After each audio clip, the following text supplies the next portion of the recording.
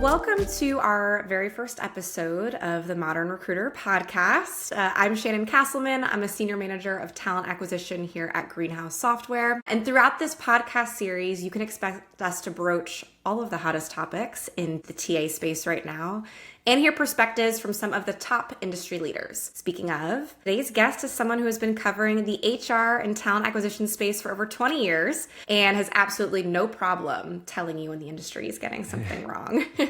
Tim Sackett is a recruiting and HR tech and industry analyst, author, speaker, and one of the most followed voices in the field. He even proudly has more X followers than his 3 Gen Z sons. So Tim, welcome and thanks for being here today. Thanks for having me. It's exciting to be on the first episode. Wow, that's some pressure. Yeah, inaugural ep. Really happy to have you. All right, so today's conversation is going to be all about Greenhouse's newly released recruiting benchmark report, the Hire Standard. So a little bit of context for everyone listening. We pulled data from over 6,000 companies across both North America and Europe. It was over 640 million applications over the past 3 years. And really, it just gives us like a very clear picture of what the recruiting industry looks like right now and how it's evolved. And we're hoping that this data can just really help TA teams when it comes to getting buy-in and just making decisions. Shannon, the cool thing about this report is I've begged Dan and John for the better part of a decade to give me all of this data. And there was always this kind of these are our customers. And so we're really cautious. And then, and again, I understand you're not going to pull one company's data and share it with the world, right? That would be obviously contractually a nightmare. But taking all of this aggregated data to just show benchmarking, because it's what this and I know this is as being TA leaders, it's so hard to get at really great benchmarking data and numbers. And you guys have some of the best data in the industry, so it's amazing to be able to to kind of show this and see this, and it's really eye opening for sure. Yeah, absolutely, and I think it's helpful too because I feel in the age of AI where you just want to go scrape and find information, that this is real information from real customers using the system in the database, which is something that we're always looking for in order to benchmark, which is great.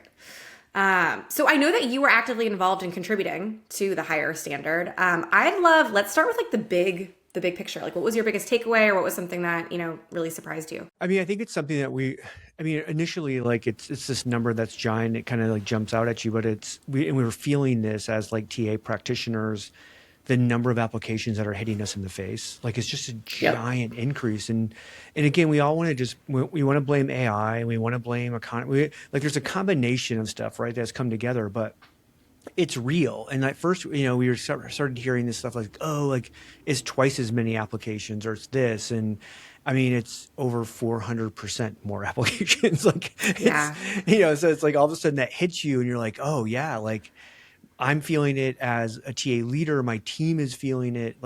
You're overwhelmed by the amount of applications that are coming in.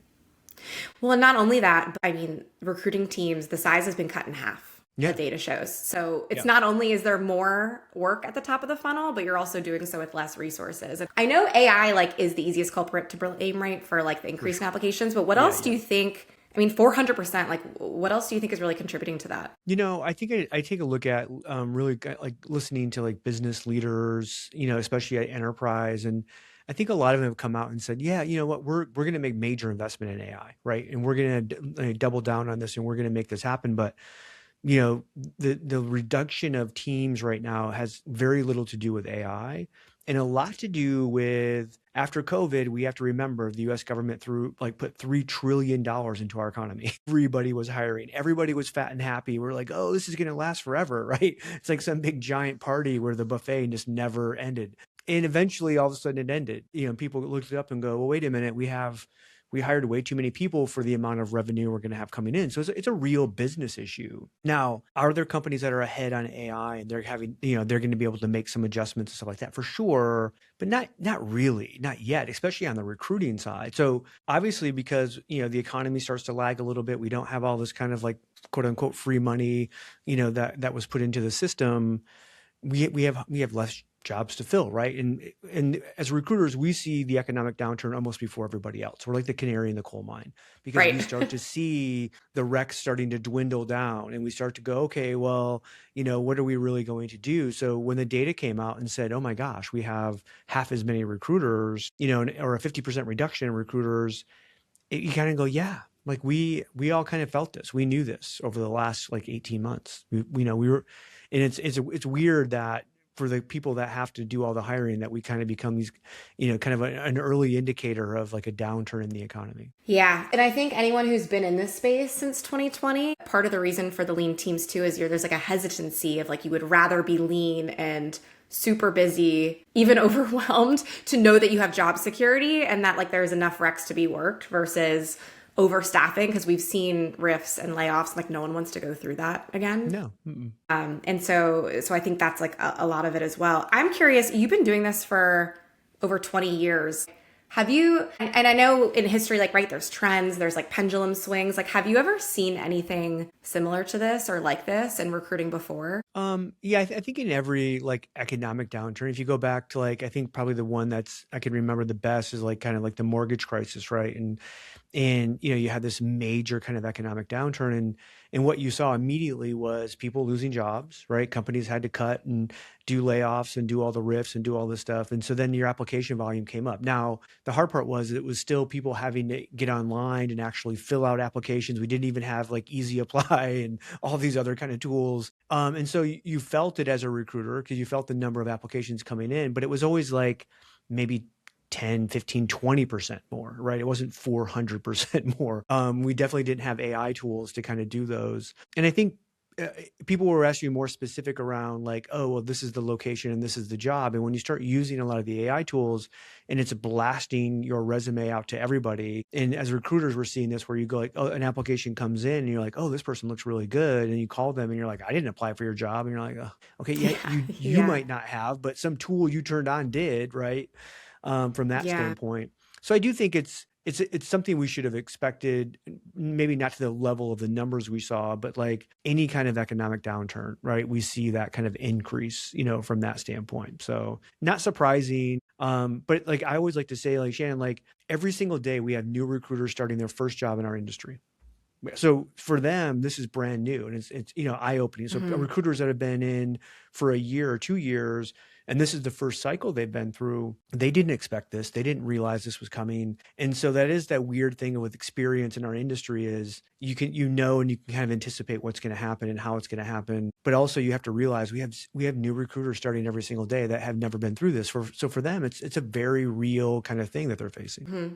Yep. And I also love to hear you say that because I feel like there's a lot of like AI doom and gloom out right now around like, we're not hiring entry level anymore. Like there's no one that's going to be new at a role. Like, you're just going to try to hire people that are super strategic because AI is going to take over all the admin work. I don't really buy into that. I'm very hopeful around AI. I Yeah. understand that it is going to eliminate work. So when we turned on the internet, it eliminated people's. When we turned on mobile, like there's gonna be a job. The hard part of all of this, again, in a cycle standpoint of any kind of technology advancement, is we don't really know all those new jobs, right, that are going to be created.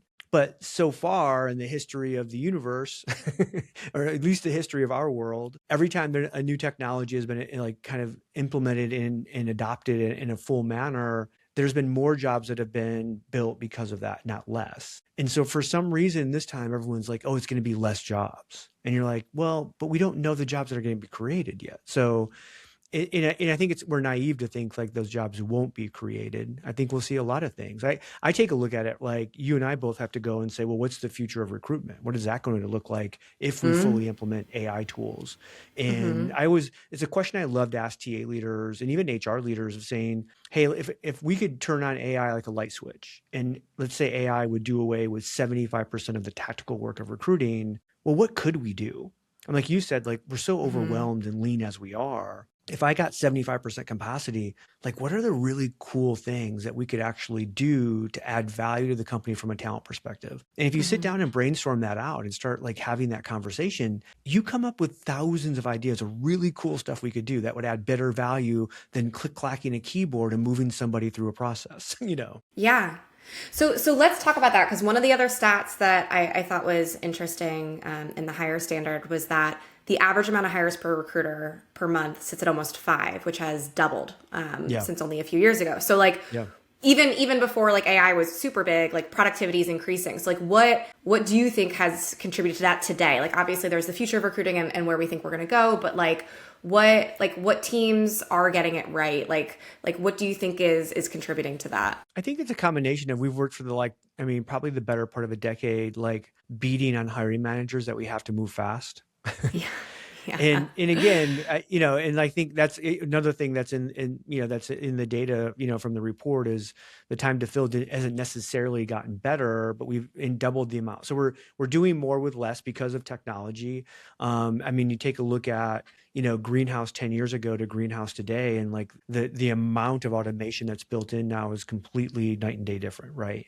And so a single recruiter can work more recs and do more, make more hires and do all this stuff through a lot of the automation stuff.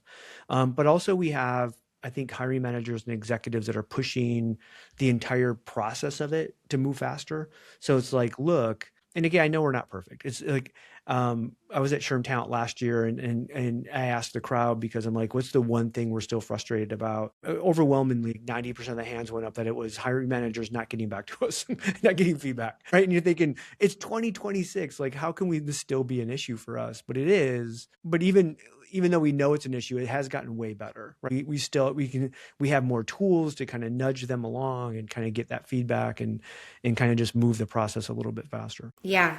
I even remember it was just like a couple years ago when I was at my last company, when I was thinking through like what my team's biggest pain points was, and it still was that top of funnel, which I know is like champagne problems because there's still companies that are struggling with applications, or maybe like you're growing internationally, you don't have as great of a brand presence somewhere, but we were really struggling with it. And I remember being like, oh man, if only there was something where I could like source through my applications or like filter, and we're already so past that now, which is crazy. That was only like a few years ago, I feel like. I know. I'm starting to hear like TA leaders that are testing out, like, again, this kind of, the job gets posted, immediately goes and matches to your database and reaches out to these people automatically. And like, the recruiter's coming in the next day and they're like, oh, hey, here's 5 people that are interested in the job. And you're like, what? Like, this is amazing. Yeah.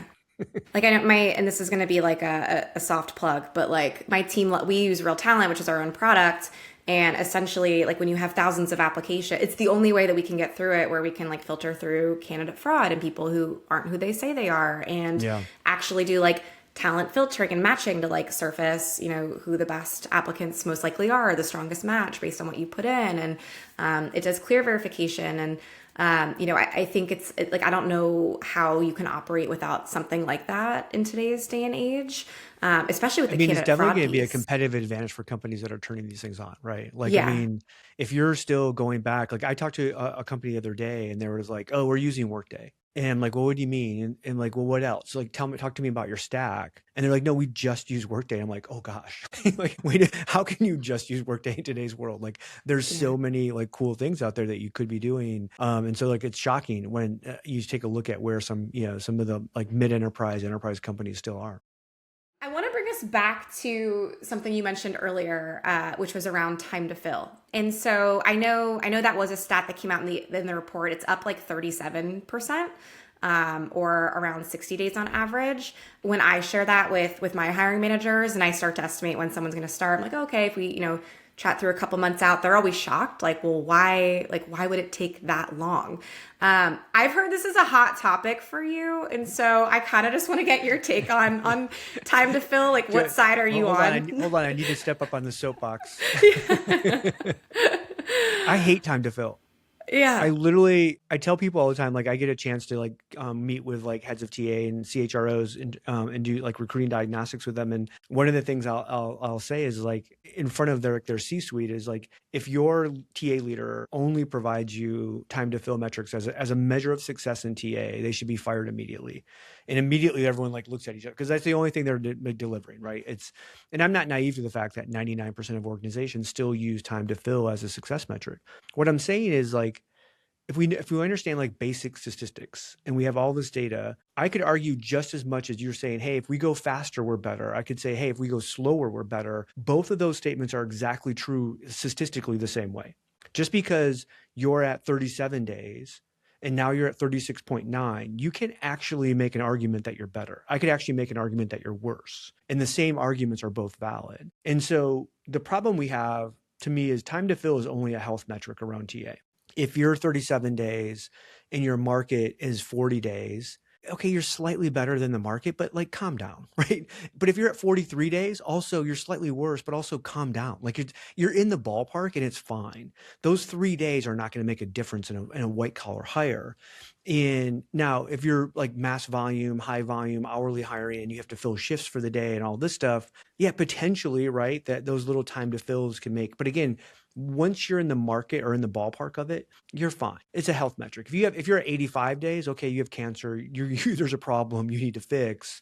But like at the same time, like once you're within, a 10% margin of error either way, like, come on, like stop. I just think there's so many better things that we should be going and telling, our executive team we've only told them time to fill is important. And so now they start to go, oh, well, this must be really important. And yet, like, I'll go and talk with the CEO and they'll say, hey, our recruiting is awful. Like, it's actually hurting our business. And then I'll go and dig in and I'm like, oh, your recruiting team is amazing. They've actually bonused out fully the last 5 years. And then you take a look at what they're being bonused out on and it's like, oh, they're manipulating time to fill to go down 0.1% every single year so that they bonus. So the data that's showing that it's up 37%, like I could work with every single one of those 6,000 companies in 1 year, and we could get a 50% decrease next year. I mean, I can manipulate that number. You and I both know that.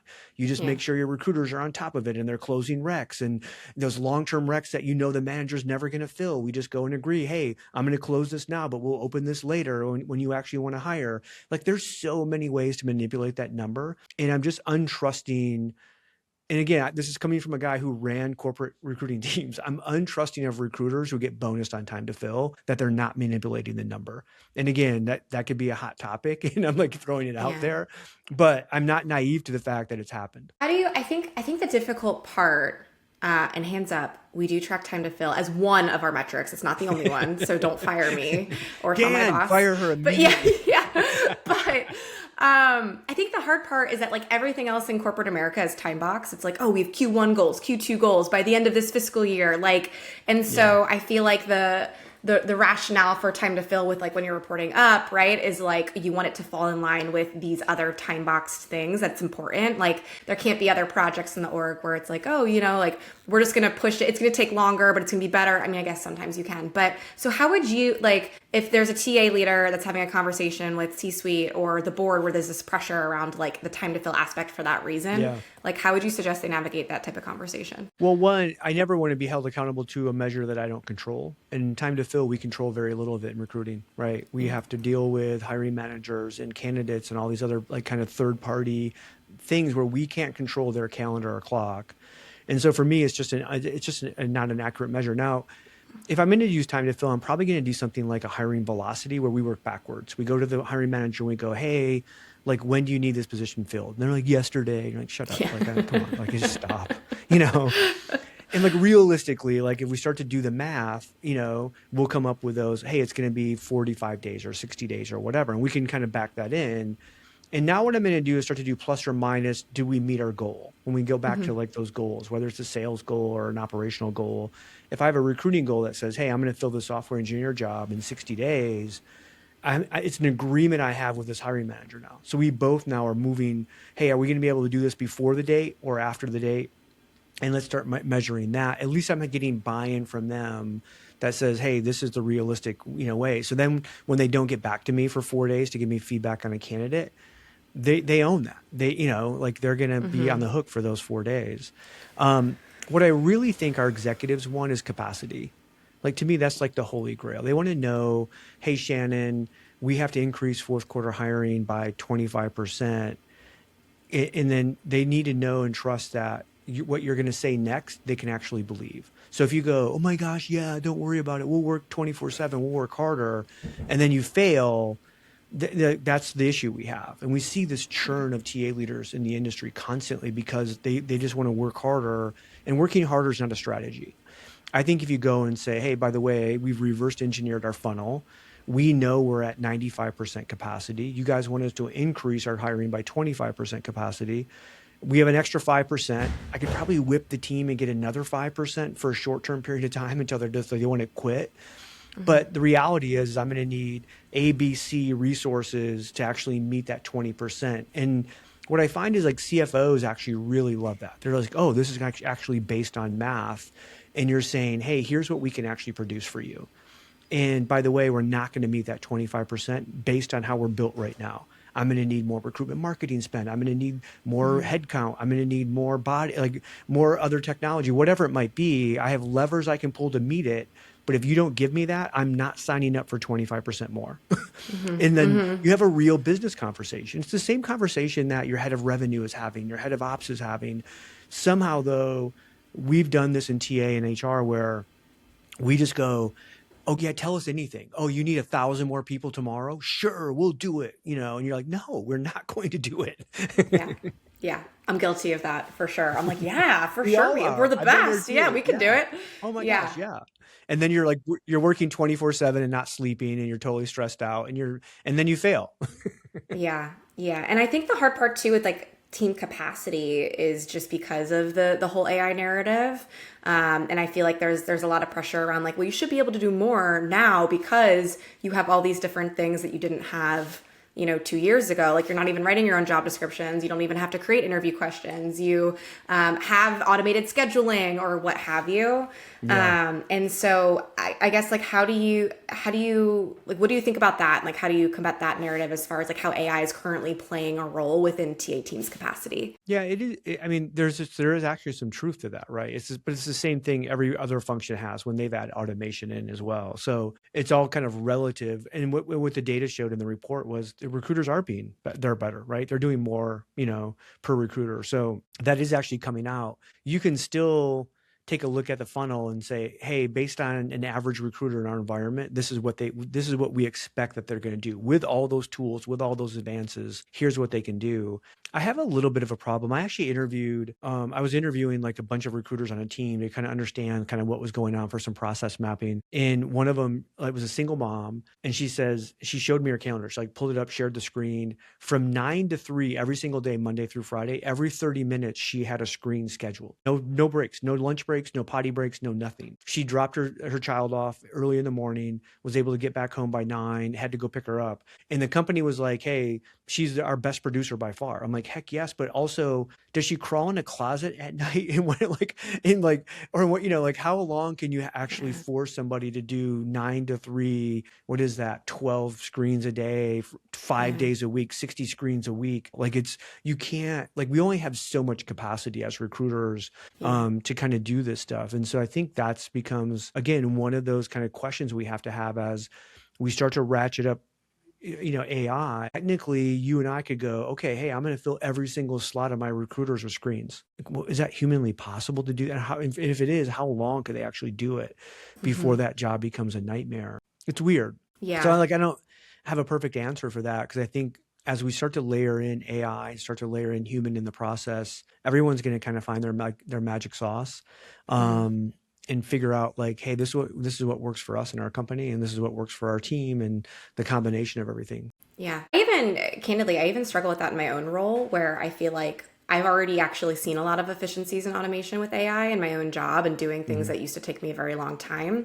But I don't feel like I have time back or that like all of a sudden I have all this space.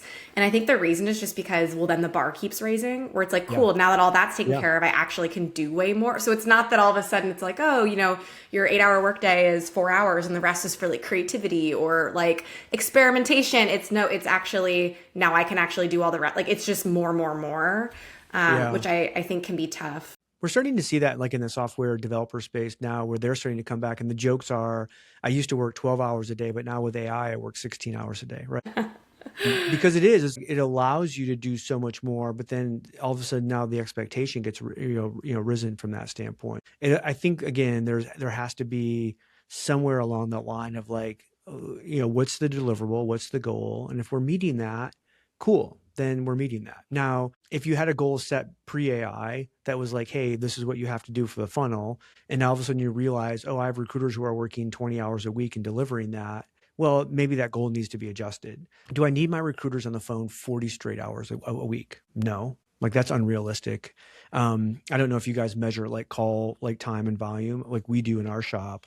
And I always tell people that my best recruiter, and she's a rock star, is on the phone 8 hours a week total.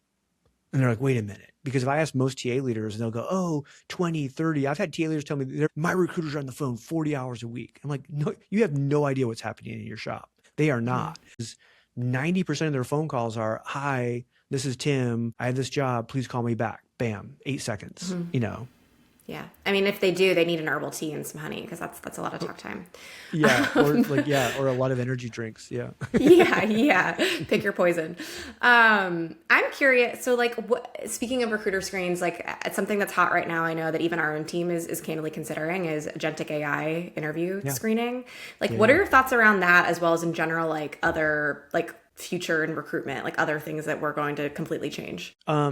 I think I think like literally, I mean, I don't know if it'll be 12 months because we're all kind of laggard at different times. Within the next 36 months, I think over 90% of companies will use AI screening. I mean, it's so good right now already. I've tested all of them and and I've tested them on myself. AI screeners are amazing. They're better than an average recruiter right now. They never have a bad day. They never get thrown off their game. They never allow a candidate that's, weird or pissy or whatever to throw them off. So they're always sharing this positive, brand. They can never be rattled. And again, we just know like we're humans and like some days just we're not on, or some days, we're dealing with some real human issues and we still have to come to work, and then we're going to have to screen people, and it's not the best of us, right? At that moment. And AI is different. Now, the other issue we have, is well, do we really want AI to select? Well, no, but I can use AI to give me a bunch of signals, right, that shows me if a candidate's good or not. They can do a screen. We can do some assessment stuff. We could actually do a work sample. And then AI could come back and say, hey, Tim, we actually did this to every single candidate that applied. 100% of the people got an at-bat. That's amazing. We're going to be more inclusive than we ever have. With all that data, these are the people you should you should probably focus on first, right? And then if those don't work out, here's the next ones, but not allowing AI to eliminate anybody, unless again maybe they know for sure it's a fraud candidate, and then they kind of red flag those, and again we go in and say, okay, yeah, these people obviously shouldn't be a part of the process. So I'm hopeful in that is that it will help us become way more focused on really good talent. But for the first time in our lifetime, 100% of people actually could be a part of it.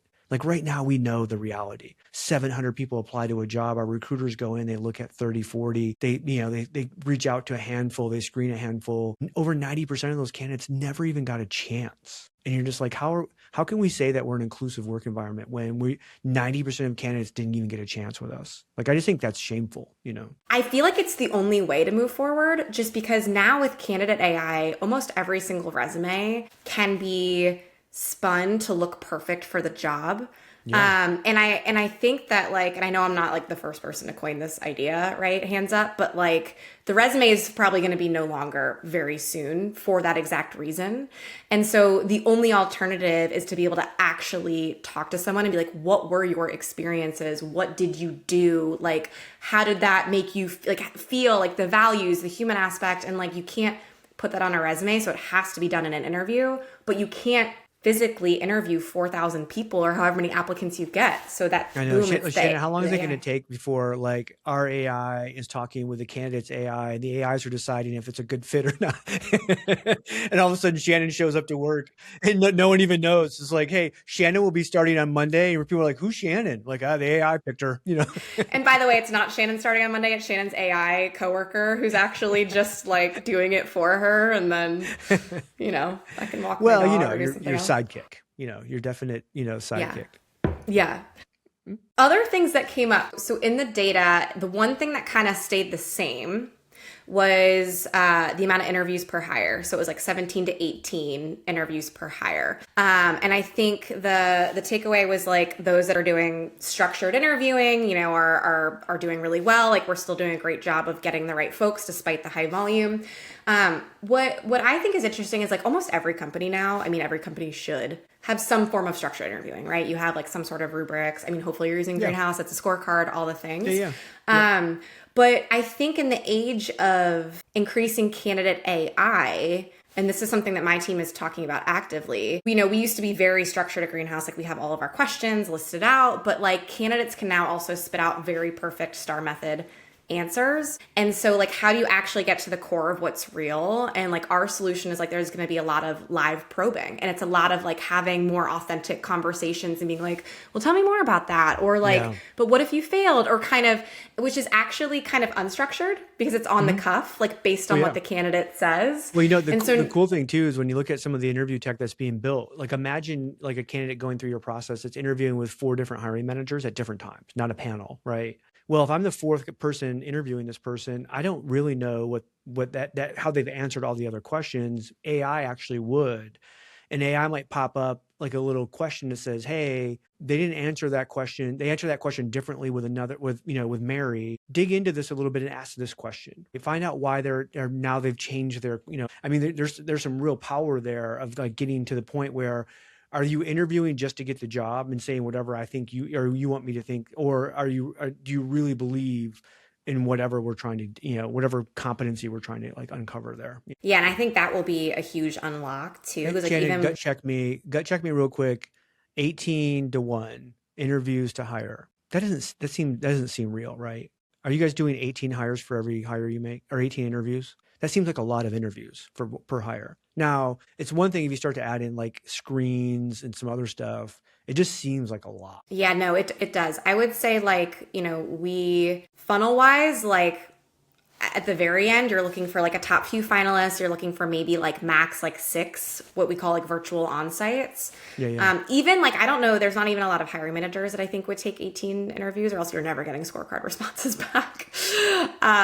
So yeah. So no, I think what you see is a combination of an interview process where you might do a screen, you might do maybe a couple of hiring managers, that's one person, so they have 3, and then you might go through 5 or 6 candidates. Okay, so then you start to see this, where this 15, 18 kind of accumulation comes up. But like, I think when we first hear that number, we kind of go, wow, who the heck? And we're not talking about one company here. We're talking about 6,000 companies. We're talking millions of interviews. It's like, this is a validated number. So it's interesting to see like how that number has grown. Like, it's rare now that you see a company that says, hey, you come in, you interview, and then we make a decision. One interview. Right. It's like, it just doesn't happen. Switching gears momentarily, something else that I thought was sort of interesting that came up in the higher standard data was around source. And essentially, and some of this are things that, we kind of know, right? Which is just that like the external job boards are going to get you the most volume, but it's also kind of like throwing spaghetti at the wall and seeing what sticks. Like they're not necessarily converting the best. I think it was like recruiter sourced converted 3 times as high. And then I think like company career pages was actually the number 1 source for hires made. The data was 3% of overall candidates coming into the system are recruiter sourced, but 10% of the hires, right? So it's a little over 3x. And again, I kind of question that. Like I pushed back on the data when they gave it to me the first time, because I was like, that doesn't seem right. But again, we go back to how recruiters are measured. How do you measure a great recruiter? It's like, oh, well, Shannon, she's, half of her hires have been sourced. And they think, oh, okay, so if I source candidates, I'm a better recruiter. And so then they start putting, and again, it's self-selected, right? So they're going in saying, hey, this person, was sourced by me, blah, blah, blah. So again, like, do I think recruiters are a bunch of liars? No. But I think, we manipulate, I think we manipulate data sometimes based on what we're being measured on. And also I think recruiters tend to, and again, I was a recruiter for years and years. If I source somebody and I think, oh my gosh, this person's great, I found him on LinkedIn and we started messaging, we have this better relation, I'm definitely going to push that person more, right? And that's going to have influence on the hiring manager and everything else. And so there is, I think, some truth to those numbers, right? Around, when you're saying, hey, well, sourced candidates are going to get hired more. And it's like, well, yeah, because I found them, I spent time with them, I'm invested in them, versus somebody that, oh, they found my job on Indeed along with 20 other ones and they just applied from that standpoint. Not saying that you don't find great candidates that are applying cold as well. But I think we see that, quite a bit, from that standpoint. What's your philosophy around, I know like even our team sort of sometimes struggles with the balance of like, you want to review as many applications as you can because you want to respect the candidates that took the time to do the application, to create the resume. Like, That's a lot of time spent to raise their hand and say, I'm interested in this role, or have AI do it for them, whatever, regardless. And there's something to be said for like this stat around sourced candidates where there's something for like wooing someone who's passive, who's probably doing really well in their job, who's not actively looking, who's loyal and engaged, or too busy to even apply because they're, doing so great. Like, what's the balance of like, reviewing those folks that are raising their hand, the applicants, and then actually spending intentional time sourcing, even though you have thousands of applications? Yeah, I've never been a believer in passive candidates. I think everyone's active. They just haven't been given the right job. Like if I called you right now and said, "Hey, Shannon, I have, this VP of head of talent for Google," you're probably going to listen to me, right? Even though Absolutely you love your not. job and you love Greenhouse and they've been great to you, but all of a sudden one Yeah. of the top jobs in the world comes up and people Yeah. are like, "Oh, well, I'm no longer passive. Now I'm interested." And so to me, passive only means they're not interested in your job. And otherwise everybody's active when they hear the right offer, or they hear the right job. Um, but I do think like, we and we also have hiring managers that are kind of like, somehow they think if you found somebody that wasn't looking, somehow that candidate's better than somebody who actually applied who was looking. The Mm. desperation versus the non-desperation kind of thing. And I'm always kind of like, well, but this person that I found that was not looking, passive, quote unquote, like maybe they don't really want to come work for us. This person who Hmm. applied here really wants to come work for us. And then that desire to come want to work for your company actually says a lot. And Hmm. when we see some of the data around people who have opted in, right, to like, hey, they want to be a part of your talent, community, or the dream job, like Greenhouse does the dream job thing, right? The Hmm. performance of those people who get the job is actually really high on average. And so it says something about somebody saying, "I want to come work for you," versus, "Hey, I've like lured you in to my web and I've got you interested, but the reality is you were never really interested to begin with until I got you interested." Hmm. And like, do you end up with counter offers more? Do you end up with more negotiation and salary and all those other crazy things that you deal with when someone's not truly interested in coming to work for your company? The other thing, so with the source data, so with like the number one source of hires being the company job boards, this brings up a topic even that I think about, which is like talent brand, where like pre COVID, all the layoffs and the rifts and things, like now we have to be these lean TA teams. Like I know there was a lot of TA teams that had like a talent brand person that was in charge of marketing for the company or like updating the careers page. Like what, and now again, we're expected to do so much more with less, where it's like, oh, the recruiters can own that on top of, the full cycle of recruiting and everything else they're doing. What's your current take on like where talent, oh, and the other argument, which even, we've kind of gone back and forth about internally here at Greenhouse, is like, who owns that? Is that TA? Is that marketing? Because it's actually like you want to have the same voice as your company and the product. Yeah, yeah. And there's social media pages like Glassdoor, et cetera. So like, what's your take on talent brand given this stat? I like, I mean, it's not a plug, but I wrote a book, called The Talent Fix. And I actually have a chapter in there that I think TA should actually report into marketing completely and not into HR. I think it's a broken functional design that, if one, you and I both know a lot of HR people. We've worked for CHROs and like HR leaders throughout our careers. Almost every single HR person I've ever met hates recruiting. Just hate it because it's completely different than HR. HR is very tactical. It's very much an administrative function, and recruiting is sales. It's a double-sided sale. I have to get you interested in coming to work for our company. I have to get the hiring manager interested in you. And those two things don't go well together. But then when you talk to marketing people, and if I'm as a TA leader, I constantly am working with my marketing like peer to do, again, be a part of like, how can we, get our brand out there better? I'm almost always more comfortable talking with the head of marketing than the head of HR about my function. So I'm a believer that I would cut TA completely out of HR and put it into marketing in a heartbeat, because I think there's some huge advantages around how we actually measure what we get done. And because you can imagine a marketing qualified lead is the same as a sourced candidate, right? It's like there's so many like kind of things that you could do to go, hey, this actually kind of makes sense over here more. Why do we keep it in HR? And Mm-hmm. so anyways. And you bring up an interesting take too, because I've even had lots of conversations with my boss here at Greenhouse around like the recruiter profile, because like you try to have a well balanced team of like different personalities, different skill sets, and so you have some that are like very operationally strong and minded versus like the typical sales recruiter Mm-hmm. profile. And it's interesting because I heard somewhere soon that just with AI and the fact that, I mean, if I hear human in the loop one more time, I feel like it was all that we said at like Transform, but like the human piece is going to be so much more important, where if AI takes over all the administrative and even like operational aspects, recruiters might even have to be even like more salespeople, because your whole job is just like the relationship building and the selling and the like connection Mm-hmm. that you won't have as much with the AI in the process. Yeah. I'm in total agreement with that. I think there's a version of the future of recruitment where recruiters really are just really great personality, community connection builders, which almost is like a recruiter. Like my mother, started the company that I actually own now back in 1980. And Wow.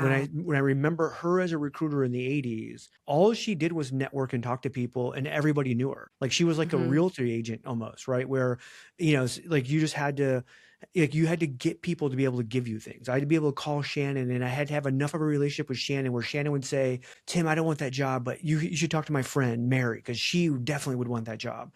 But if you didn't trust me, you weren't going to give me that. Recruiters today have no sense of that. Like they just, all they're doing is, for the most part, is administering a process. And so we do have this really different dynamic right now in TA, where I would argue 75% of the recruiters are in TA right now are administrators, not recruiters. They're really good at administrating the function and the process of recruiting through technology, but they're not really good at actually saying, "Hey, Shannon, I'm going to let you know why you should come work for us. You might decide not to, but I'm going to have that conversation with you. And at the end, there's a 90% chance you're going to go, holy crap, like I need to come talk to you guys, right? Because I'm so dynamic around getting you interested in coming to work for me." Most people can't do that right now. Hmm. It's a sad fact of just corporate recruiting. Tim, I had no idea you came from a long line of recruiters. I didn't know it Oh, was in your family everybody falls into history. recruiting. I was born in recruiting. Yeah, yeah, I know. Wow. I literally, at like 10 years old, or even younger, my mom would like, be on the phone at night doing the recruiting calls. And she's a single mom, and she would actually she would like because back then they didn't have ATSs. And so she would have to send out like skills checklist to candidates she was talking to. And we would stuff the envelopes and put the stamp on it, and she would address it. And that was my job for my sister and I. And she would give us 10 cents for every one we did. Ah, that's awesome. That's so cool. And it even just goes to show too, like we talked a little bit earlier about like trends and like the pendulum swinging. Like I feel like we've almost gotten so automated AI operational that I think it's going to swing the other way, where it's all going to be about that human connection and the meeting people and do you know so and so, and like maybe mailing some old fashioned stamps and letters to like stand out because Yeah. you don't want to be on Loop CV or what have you. So I think we'll have it's multiple interesting. processes. I think we're going to have a Yeah. process that AI just does everything and sees if it can find great candidates, right? And then you're going to have this human process that's very, very human, more human than we've ever been in the last 20 or 30 years, where it's me going out into the community, going to, meeting more people face to face. So, if there's a TA leader who's watching this right now and they've read the benchmarks report, they can maybe see that their team has some gaps, or they want to use it to like, make a business case around capacity or resourcing, some of the stuff we talked about. Like, what would be the first thing you would suggest that they do on Monday morning? I think if I was a TA leader in that world, I would bring my team together and say, we need to stop lying to each other. We need to stop lying to our executives that we're actually giving them the best talent. We're not.